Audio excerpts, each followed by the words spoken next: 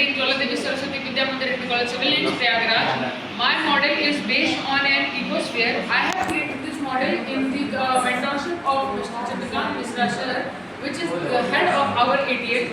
And I read in class 10th. This is my model based on Jarvis Ecosphere.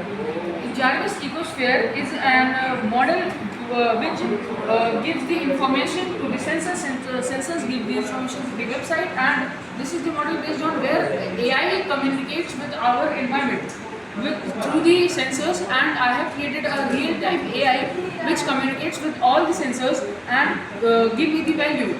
These are some values given by the sensors. This is DST11 relay module. And our heart of our project is ESP32. This is water motor which gives water to the soil where we used to farming. Water is an essential thing in our farming.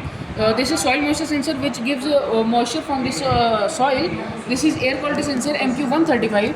DST22 gives humidity and temperature to us. This is my model. This is our school, a home in which I have inserted a rain sensor which tells us that is the rain is happening or not.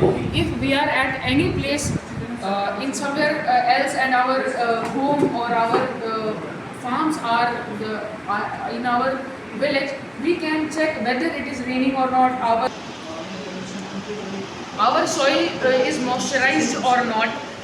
What is the weather of our house or school or our surroundings or our neighbors, and this all sensor gives data to the website, and from website Jarvis, which is my assistant, Jarvis is a real-time AI which gives me all the data collected from the website and from the sensors.